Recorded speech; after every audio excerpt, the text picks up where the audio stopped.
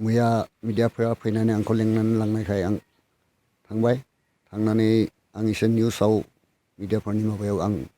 फंनैसो खोथाखौ बुंबाय बे लामानि थाखाय बेनि थाखाय दिनै फुङाव 8:30 गामिनिनो बिदुरखौसा फैनानै आंखौ लेंफैबाय मानो होननानै सोंबा बे बुंबाय आरो माने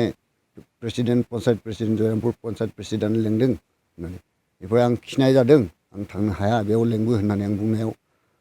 नङा बेयाव माबा माबि लिरगासिनो दं होननानै बुंबाय खमसे खम आधा घन्टासो थाबाय बेयाव ओमफ्राय आं बाजौनो थांबाय बाजौनानै आं फैबाय बिनि बाइकआवनो गाखोनानै थांबाय आं मानो लेंदों होननानै थांनाय लोगो लोगो माने मोजाङै माथो हरदों आरो रिसना माथो होनायाव आंबो जिरायबाय खाथियावनो बेनिफ्राय भिडिअ मैयानि माबा भिडिअखौ देखायनानै आंखौ डाइरेक्ट आखाइ थिखांदों माने बेनिफ्राय आंबो सेभ खालामबाय बेनिफ्राय बिखाय हमबाय आंबो हमबाय बेनिफ्राय नारला नारलि जानानै आं बिदिनो फैबाय आरो आंखौ बुग्राया रिसन पन्सायत प्रेसिडेन्टनि माबा फिसाय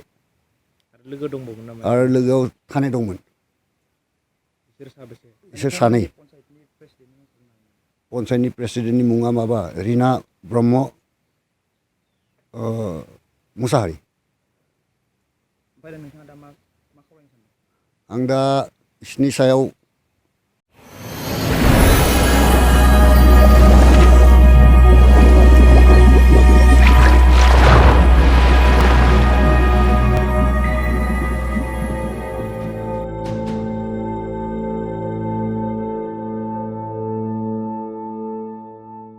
नोंथांमोना सानफ्रोमबोनि खौरांखौ मोननो थाखाय रिलाइभ निउज 24 बड' इउट्युब चेनेलखौ साबस्क्राइब खालामनायजों लोगोसे फेसबुक पेजखौ फल' खालामनानै लाइक शेयार खालामनो दाबाव। गोजोन्थों।